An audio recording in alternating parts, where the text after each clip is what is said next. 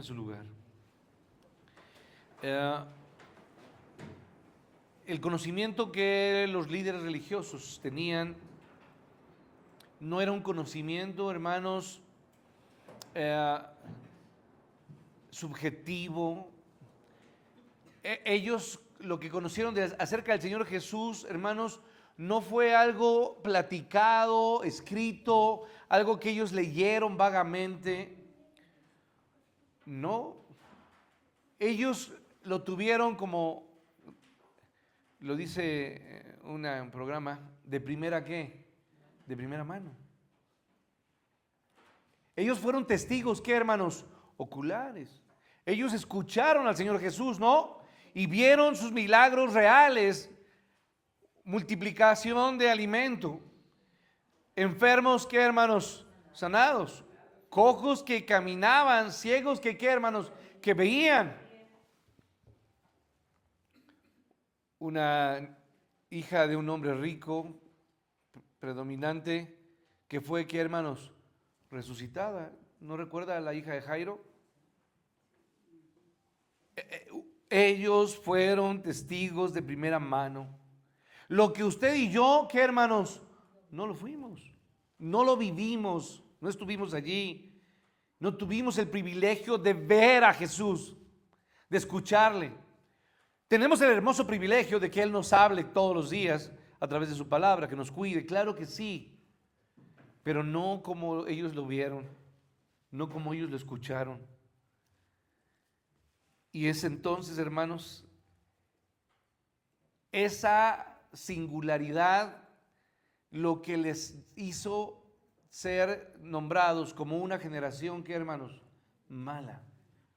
Porque siendo testigos, porque estando presente Jesús, estando Jesús entre ellos, porque Él estuvo entre ellos, no una, sino muchas veces, ellos rechazaron a nuestro Señor Jesús. Cuanto mayor fue el conocimiento, hermanos, mayor será el juicio, dice la Escritura. Por eso también se nos dice en la Escritura que no nos hagáis muchos, ¿qué, hermanos? Maestros. Pero lo que quiero decir, hermanos, que usted y yo, que cada vez estudiamos más la Biblia, sabemos que el juicio será mayor si no, ¿qué, hermanos? No cumplimos la voluntad de Dios. Entonces, a mayor luz, mayor juicio. Ellos le conocieron, le escucharon, le vieron y vieron obrar grandes obras y milagros y señales. Y sin embargo demandaban, ¿qué, hermanos? Señal. ¿Entiende ahora por qué se les llamó generación, qué, hermanos? Mala. Cuanto fue mayor conocimiento, el juicio será mayor para ellos. Y basta recordar las palabras del autor de Hebreos. Vaya por favor a Hebreos. Quiero que me acompañe en Hebreos 10. Si puede seguirme con su vista en el verso 26, la Escritura nos dice: porque si pecáramos voluntariamente, ¿después de qué, hermanos? De haber recibido conocimiento de la verdad. A ver, hermanos, todos estamos aquí. Nosotros hemos conocido la verdad. Domingo a domingo recibimos una clase de escuela dominical o recibimos el mensaje. ¿Y qué dice aquí? Si pecáramos, ¿cómo, hermanos? Voluntariamente. Y aquí la expresión sería a sabiendas, ¿no? Con conocimiento de qué, hermanos? De causa. Nosotros no podemos decir, es que pequé y agarrarnos así el tirante, ¿no? Como aquel personaje, ¿no? Es que yo no sabía. No podemos hacernos como que no conocíamos. Usted aquí, hermano, delante de Dios no puede decir, Señor, es que yo no sabía que tenía que hacer tal cosa, o tenía que hacer, o no tenía que hacer tal cosa. Y piensa en todas las cosas que usted hace con conocimiento de causa y que no son agradables a Dios. si pecáramos voluntariamente después de haber recibido la verdad, el conocimiento de la verdad, ya no queda más que, hermanos, sacrificio por los pecados. Pero subraya el verso 27, sino una que, hermanos, horrenda expectación del juicio y del que, hermanos, del hervor, del fuego que ha de devorar a los adversarios. El hervor, hermanos, es como cuando está hirviendo, ¿sí me explico? Y si usted deja algo hervir, dentro de poco va a, ¿qué, hermanos? A evaporarse, a consumirse. Así será. No hay más sacrificio por los pecados. Verso 28, porque el que viola la ley de Moisés, por el testimonio de 2 o 3 testigos, morirá como, hermanos, irremisiblemente, no, indudablemente. Toda alma que pecare, esa que, hermanos, morirá. Verso 29, ahora pregunta para todos los que estamos aquí. A ver, hermanos, ¿cuánto mayor castigo pensáis que merecerá el que pisoteare al Hijo de Dios y tuviere por qué, hermanos, por inmunda la sangre del pacto en la cual fue santificado? Y no solamente, hermanos, a ver, ¿cuánto mayor va a merecer el que pisoteare? El que tuviere por inmunda la sangre. Hermanos, ¿a qué se refiere? A que el sacrificio de Dios sea una causa de risa, de burla, hermanos. Que no se le tome el valor del único sacrificio maravilloso, santo y agradable de Dios. Él murió por nuestros pecados. Cada vez que usted peca, cada vez que usted se muestra indiferente a Dios, a su palabra, usted pisotea, usted toma indiferentemente, ¿qué, hermanos? Su sacrificio, su sangre. Hermanos, no jugamos, no venimos aquí a jugar, ¿a qué, hermanos? A la iglesia o al cristiano. La vida en Cristo se vive, y se vive, ¿cuándo, hermanos? En serio, y se vive todos los días. No es una vida de domingo, no es una vida del culto. No, hermanos, la vida en Cristo es una vida auténtica en cada momento.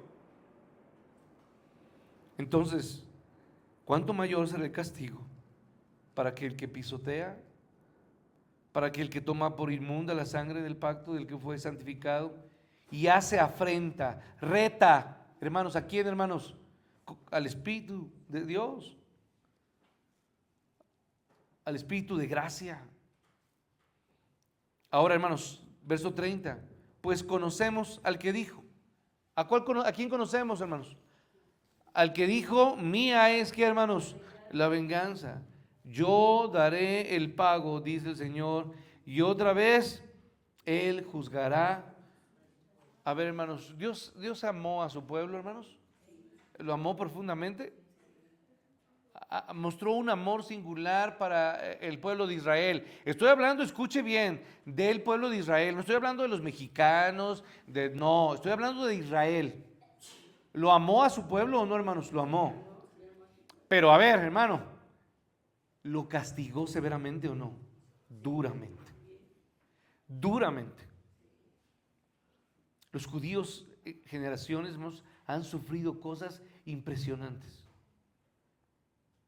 Hoy siguen en qué, hermanos? En guerra. Los judíos han muerto de formas atroces.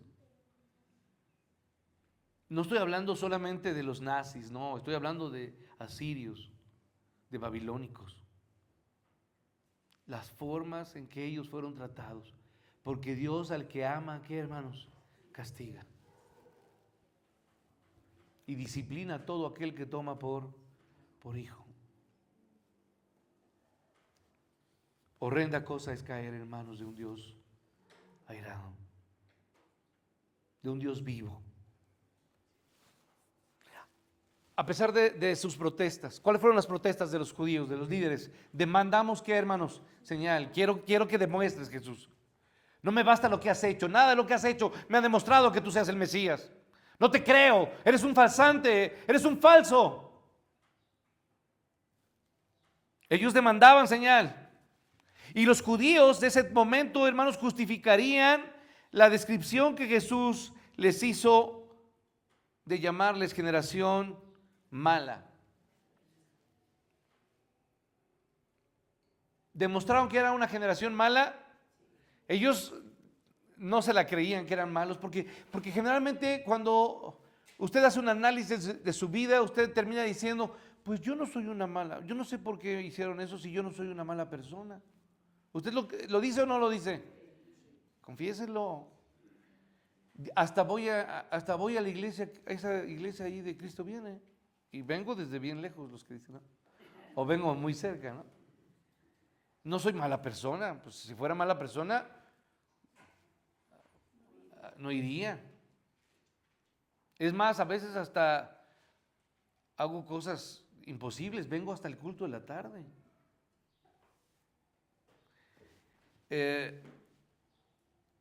Ellos justificarían finalmente, o más bien, se les llamó generación mala y parecerían no ser malos en ese momento, al demandar señal. Pero ¿qué terminó haciendo esta generación? Semanas después, hermanos, semanas después, ante la euforia y todo, después de haberlo recibido con palmas, con exclamaciones, con hosanas, aleluya, el que viene en el nombre de David, ¿no? ¿Se acuerda usted? Estamos ya a unas semanas. Después de toda esa tarde tan hermosa, ellos gritaron y le gritaron a Poncio Pilato, crucifícale, muera. Dice llamarse el rey de ¿qué? De los judíos, y ellos como que vomitaban eso. No podía un judío carpintero venir y decir que era el rey de los judíos, que era el Mesías. Lo vomitaron, lo desecharon, lo tomaron como maldito. Ahora, hermanos, verso 29, quiero regresar a Lucas 11, por favor. Vaya a Lucas 11.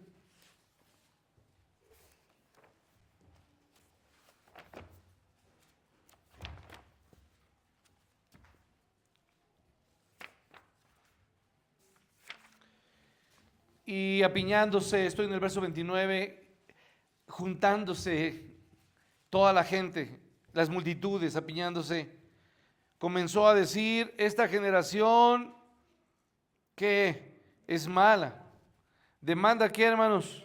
Demanda señal. Pero señal no le será dada. Pero acaba ahí, no, sino la señal de quién, hermanos, de Jonás. Porque así como Jonás fue señal a los ninivitas. Ahora, ¿quiénes eran los ninivitas? Me detengo aquí. ¿Quiénes eran? Eran unas personas bien lindas, bien amables, bien creyentes. No eran politeístas, no, hermanos, no, los ninivitas eran una generación mala. Pero ellos no conocían de Dios. Yo le preguntaría, ¿qué generación era peor? ¿Los judíos religiosos que conocían la verdad y rechazaron a Cristo o los ninivitas, hermanos? Pues los judíos. Así como Jonás fue la señal a los ninivitas, también lo será Jesús, el Hijo del Hombre, a esta generación. Y cuando dice a esta generación, ¿de qué generación hablan, hermanos? ¿De aquella generación? Sí, pero también ¿de quién? De nosotros, de usted, la generación de sus compañeros, de sus amigos, de la gente de su escuela, de la gente del trabajo, de su familia. Esa es la generación hoy que desecha a Jesucristo. Es la generación que necesita escuchar y recordarle la señal maravillosa, la señal que se cumplió en Jesucristo, la última y gran señal que fue la señal de ¿quién, hermanos? De Jonás. Ninguna señal como la que esa generación mala demandaba les sería dada. ¿Cuál es? Yo le decía, hermanos, que ellos demandaban señal y quizá ellos esperaban que Jesús moviera las estrellas. O quizá esperaban que Jesús de repente volara y girara y diera vueltas. O quizá esperaban que Jesús tomara una mano y le dijera a este monte, muévelo, y lo movería. ¿Lo podría hacer o no, hermanos? Sí, claro que sí. Pero eso es quizá lo que ellos esperaban. Pero el Señor Jesús haría una señal inigualable, impensable. El Señor les daría una señal que lo haría, lo colocaría, hermanos, sin lugar a dudas, en el lugar que debe ser colocado. Jesús es Dios, Jesús es Mesías y Jesús, por sobre todo, es nuestro amante Salvador. Él es Salvador. Y lo repito, hermanos, Jesús es nuestro Salvador. Salvador. De tal manera amó que dio a su Hijo. Jesús es Dios, Jesús es Mesías, Jesús es Salvador.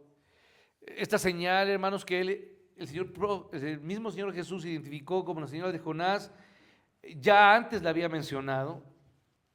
Vaya usted a Mateo, por favor, vea esto. No, Mateo no está narrando el mismo momento de Lucas, no, está hablando de otro momento, pero un momento anterior cronológicamente al de Lucas. Y aquí describe detalladamente esta señal. Es más preciso Mateo en mencionar las palabras del Señor Jesús que en Lucas. Mateo 12, verso 39, dice el texto: Él respondió, Él es Jesús, y les dijo: la generación mala y adúltera demanda, ¿qué, hermanos? Señal, pero señal no les será dada, sino la señal del profeta, ¿qué, hermanos? Jonás. Verso 40, anote, subraye, porque como estuvo Jonás en el vientre del gran pez, ¿cuánto? 3 días. Y vuelvo a insistir, hermanos, para todos los que de repente dicen que la ballena. Los maestros de escuela dominical no enseñan que fue la ballena, es un gran pez, ¿sí? Y luego, ¿qué? 3 días y ¿qué? Y 3 noches, así estará el Hijo del Hombre en el corazón de la tierra 3 días y 3 noches. Entonces ya sabe cuál es la señal de Jonás, ¿o no, hermano? Ya la vio. La historia de Jonás, este profeta, siempre, a ver, hermanos, aquí quiero verlo. Piensa en Jonás. ¿Cómo era Jonás, hermanos? El Señor Jesús le hablaba a Jonás, le decía: haz esto, y Jonás rápido que corría y lo que tú quieras, Señor. Sí, era así, tenía el don del servicio, ¿no? Para todo corría y cumplía a Dios. Sí, Señor, ¿qué más? Dime qué otra cosa hago, ¿qué más hago? Necesito que llegues y traigas esto, y ahí estaba, no tenías que recordarle nada a Jonás. No, hermanos, Jonás ejemplifica a muchos de nosotros aquí, ¿o no, hermanos? Dios nos dice algo y nos hacemos como que no escuchamos. Se nos dice una y otra vez: oye, haz esto, llega a esto, vamos a hacer esto, súmate a esto, vamos a trabajar en esto. Y nomás no. Es que tengo muchas cosas que hacer. Es que tengo que hacer tal cosa. Es que. Jonás era bueno para poner pretextos, ¿o no, hermanos? No, yo no voy a ir con esos feos, son bien paganos. No, ir a Nínive, pues ¿qué me crees? No solamente eso, sino que Dios le decía: ve a la izquierda, ¿y qué hacía Jonás? Iba para la derecha. No, si nos parecemos o no, diríamos todos los que estamos: sí somos, sí soy, ¿eh? Desde ahora en adelante le voy a llamar a usted su nombre y su segundo, Jonasito.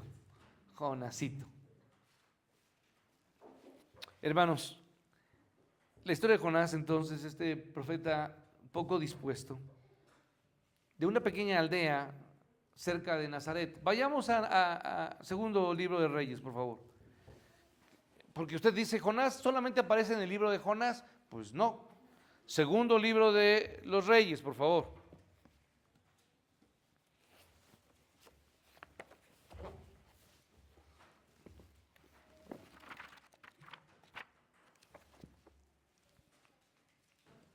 Si puede seguirme, voy a dar lectura. 14. Reyes 14. Estoy en el verso 23, en el reinado de Jeroboam II, el año 15 de Amasías, hijo de Joás, rey de Judá, comenzó a reinar Jeroboam, hijo de Joás. sobre Israel en Samaria, y reinó 41 años, e hizo lo malo ante los ojos de Jehová, y no se apartó, dice, no se apartó de los pecados, de todos los pecados de Jeroboam, hijo de Nabat, el que hizo pecar a Israel. Ahora, dice ahí, él restauró los límites de Israel desde la entrada de Hamat hasta el mar del Arabá, conforme a la palabra de Jehová, Dios de Israel, la cual él había hablado por su siervo, ¿qué? Jonás. ¿Hijo de quién? Amitai, profeta que fue de Gat Hefer. A ver, hermanos, aquí atención, ya regresamos a nuestro texto, a nuestro mensaje. Dice que Dios habló a Israel por medio de su siervo, ¿qué, hermanos? Jonás. Jonás era conocido por los que le seguían a Jesús. A ver, hermanos, ¿usted cree que los judíos no conocían la historia de Jonás? Pues hasta usted que no es judío la conoce, ¿o no? Hay muchos que son católicos o que no son ni cristianos y saben de Jonás, ¿o no? Todo, bueno, con la historia un poquito ahí distorsionada, ¿verdad? Pero han escuchado de Jonás. Rápido, sí, el que se lo comió la ballena, ¿no? Y la gente lo sabe. Bueno, yo quiero decirle que Jonás era conocido. Dios lo había enviado a Nínive para anunciar el juicio. En Jonás 1, ya si quiere leerlo, si no yo lo voy a leer, verso 1 de Jonás 1, vino palabra de Jehová a Jonás, hijo de Amitai, entonces es el mismo, diciendo, levántate y ve a Nínive, aquella gran ciudad, y pregona contra ella, porque ha subido su maldad delante de mí. Pero a ver, hermanos, miren, ponga, no está tan sencillo, porque se le dice a Jonás, ve a aquella gran ciudad. De repente, hermanos, usted y yo, que se nos diga, ve a tal y gran ciudad. De entrada, cuando vamos a ir a una gran ciudad, ya nos empieza, ¿qué? Pues a dar cosa. Pues sí, ya empieza a dar miedo. Porque estamos, hermano, entienda, Jonás venía de una pequeña, ¿qué, hermanos? Aldea. Y tenía que ir a una gran ciudad. Pero no solamente eso, sino que era una gran ciudad que había levantado su pecado en contra de quién, hermanos, de Dios. Se ha levantado la maldad. Ahora, ¿pero qué le dice ahí? Ve y pregona contra ella. Imagínense, ir con los que están pecando y decirles que están pecando. ¿Cómo cree que recibirían ellos el mensaje, hermanos? No, pues iban a recibir a Jonás bueno, en la mente de Jonás, ¿me explico? Él tenía miedo porque dice, pues ¿cómo se le ocurre a Dios decirme a mí? Soy de un pueblito y me manda a la gran ciudad y luego ellos que son bien pecadores y quiere que les diga que son bien pecadores. Pues ¿qué cree? ¿Qué se cree Dios? Ahora, en vez de eso, ¿qué hace Jonás?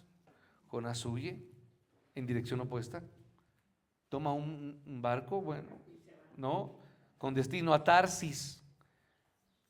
Quienes ubican Tarsis, ¿dónde está Tarsis, hermanos? Para España, ¿sí? Iba con los españoles, para allá estaba Tarsis.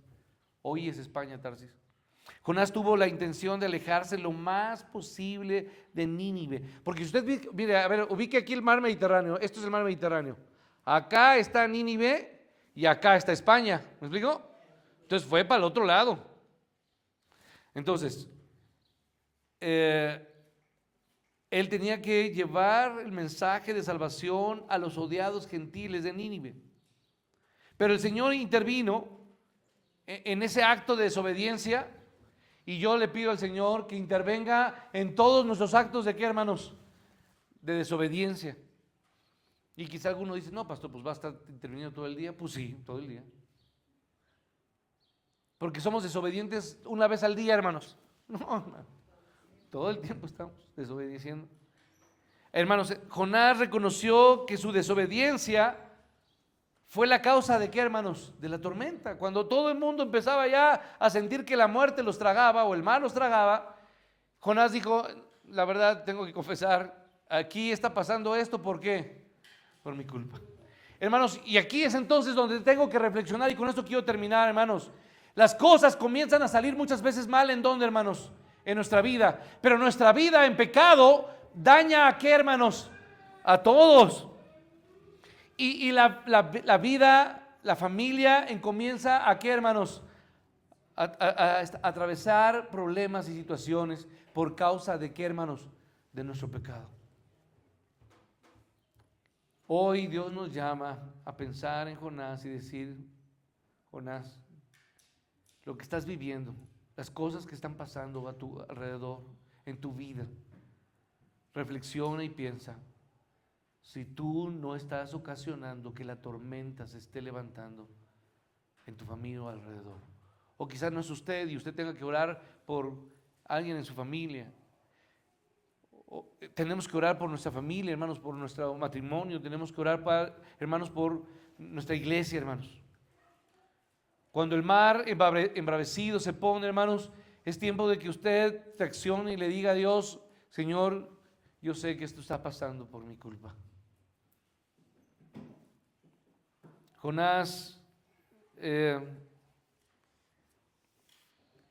tuvo que reconocer esto y reconocer su desobediencia, por lo que le pidió a los marineros que lo lanzaran a la borda. Y aún en ese intento ya de mucho miedo de Jonás, ¿qué fue lo que intentó Jonás, hermanos? Jonás creía que iba a echarse por la borda y nadaría hasta donde podría llegar a salvo, hermanos. No, hermanos. ¿Qué estaba haciendo Jonás, hermanos? Se estaba suicidando. Se estaba quitando la vida.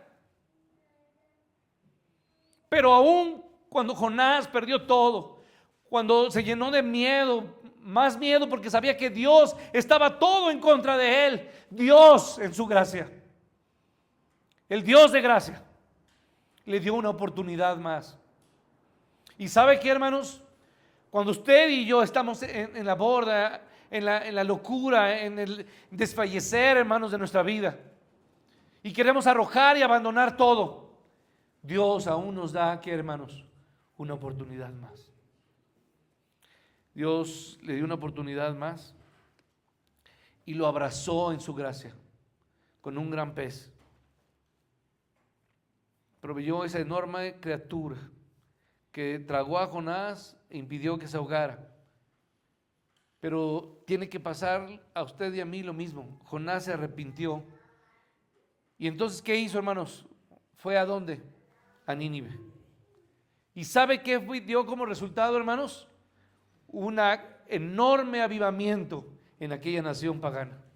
De algo imposible, de una vida somera o quizá indiferente para muchos, hermanos, de un personaje insignificante como Jonás.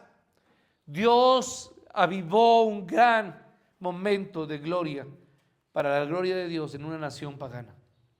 Hermanos, es tiempo de que usted y yo reaccionemos y le digamos: Señor, quizá muchas cosas están sucediendo mal en mi familia, en mi vida, en mi matrimonio, pero yo te ruego, Padre, y quiero arrojarme a tus brazos para que en tu gracia tú me des una oportunidad de que mi vida sea útil para ti.